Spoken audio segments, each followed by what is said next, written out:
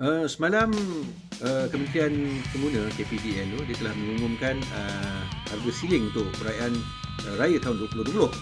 Jadi di sini saya nak terangkan pada kita sebagai pengguna apa maksud harga siling. Saksikan, jangan lupa subscribe dan like. Yes.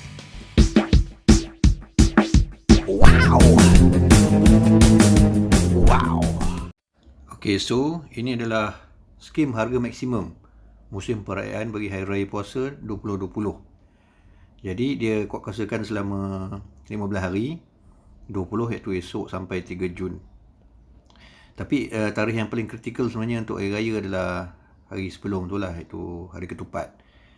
Jadi bila kita kata tentang skim harga maksimum ni, dia adalah satu harga siling yang ditetapkan oleh kerajaan dan dia biasanya tertakluk pada barang-barang keperluan yang penting lah masa raya.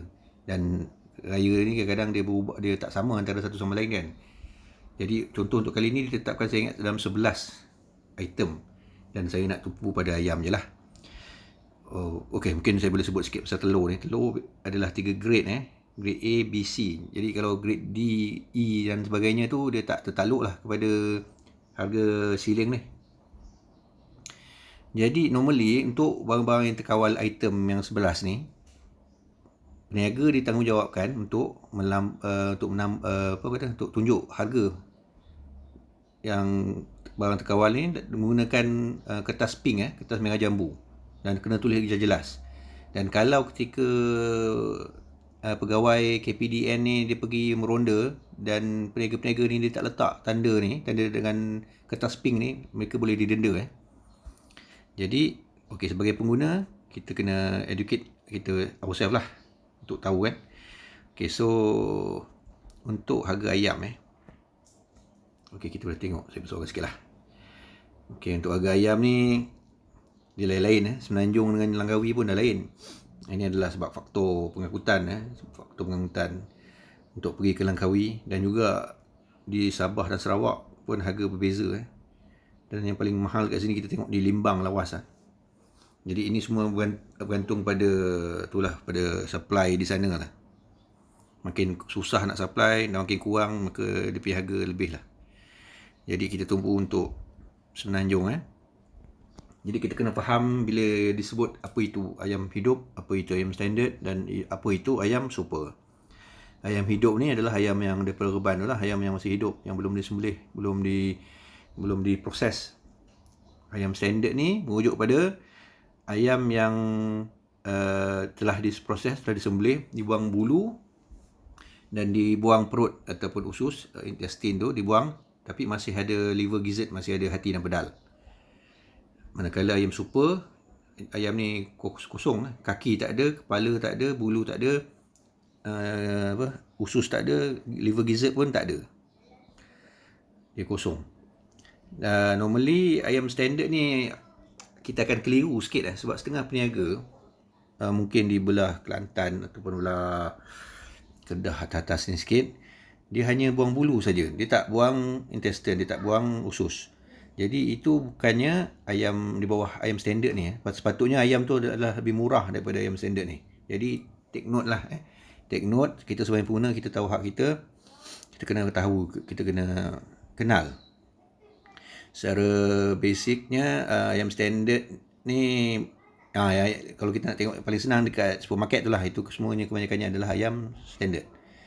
Ayam standard di pasar tu yang kita kena tanya betul-betul ni perut buang ke tak. Jadi kita kena tahulah kita punya hak. Jadi B ni adalah untuk borong, R adalah untuk runcit. Jadi harga ayam hidup borong ni ditulis situ RM5.7 dan runcit RM6.2 dan seterusnya, Langkawi RM62, RM7 dan seterusnya itu. Jadi kita kena faham yang harga borong ni adalah harga pemborong. Dia jual pada customer dia, pemborong ni dia jual pada customer dia. Customer dia mungkin adalah peniaga di pasar. Dia jual pada harga RM5.7. Jadi dengan harga RM5.7 ni, peniaga yang dekat pasar tu dia akan sembelih, dia akan proses, lepas tu dia akan jual pada orang ramai pada harga ayam standard tu, RM7.5 tu. Ataupun sekarang biasalah untuk marketing, tujuan marketing dia letak RM7.49 Jadi harga di Reban atau X-Farm bukan 57 Harga di X-Farm di Reban bukan 57. Biasanya less 50 sen daripada ni. Sebab orang yang borong pun dia nak buat untung kan, dia nak buat untung atas tu. Jadi harga di pasar di Reban tu, keluar daripada Reban adalah 52. Jadi pemborong ni dia akan pergi tangkap di Reban, dia akan tangkap dan dia akan jual pada harga 57.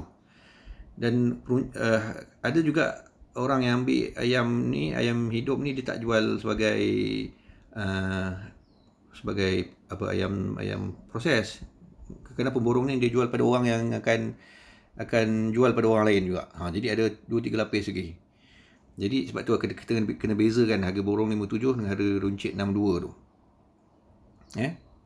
Okey, so untuk ayam standard ni pula pun ada dua harga, borong dan runcit. Runcit ni maksudnya yang dijual lah, yang dijual pada kita ni lah, pada orang ramai, pada harga 749. Harga borong ni biasanya dia jual pada orang yang nak berniaga lagi sekali lah. Jadi dia akan jual pada 67. Ataupun setengah-setengah slaughterhouse, setengah-setengah rumah sembelih, dia akan jual pada customer dia, pada customer mungkin kepada customer contohnya minimarket, ataupun customer yang kita nampak jual di tepi jalan tu, dia akan jual pada harga 67. Dan mereka akan buat untung lagi lah. Dia pun boleh jual sampai 7.5. Kemudian untuk ayam super benda yang sama juga, cuma ayam tu lain lah. Dia kosong dia tak ada kaki, tak ada kepala, tak ada usus, tak ada liver gizzard, tak ada hati pedal. Harga dia adalah 7.5. Dan harga runcit adalah RM8.4. Cuma yang paling penting kita kena kenal lah untuk bahagian standard tu. Kita kena tahu ayam kita tu ayam standard ataupun ayam yang tak buang usus. Jangan ayam yang tak buang usus pun dia jual juga pada harga 7.5. Itu tak patut lah. Sebab itu pun ada beza tu untuk pengetahuan lah. Mungkin lain kali saya akan cerita. Ayam standard ni contohnya ayam tu 2 kilo. Ayam hidup 2 kilo. Bila kita proses, buang bulu, buang perut ni, dan sebab dia punya pedal dan hati tu masih ada, mungkin dia akan susut loss weight tu 10 hingga 12%. Berbanding dengan kalau ayam yang kita jual buang bulu saja, buang bulu mungkin dalam 8% je. Jadi beza 2 atau 4% ni adalah duit pada kita. Kita kena faham. Jadi kalau nak RM6.7 ataupun RM7.5, 10% tu dah 75 sen, betul tak? Jadi kalau orang tu dia jual ayam yang masih ada perut dalam tu, tapi dia jual dengan harga ayam standard, dia dah untung berapa? Kita boleh kira lah.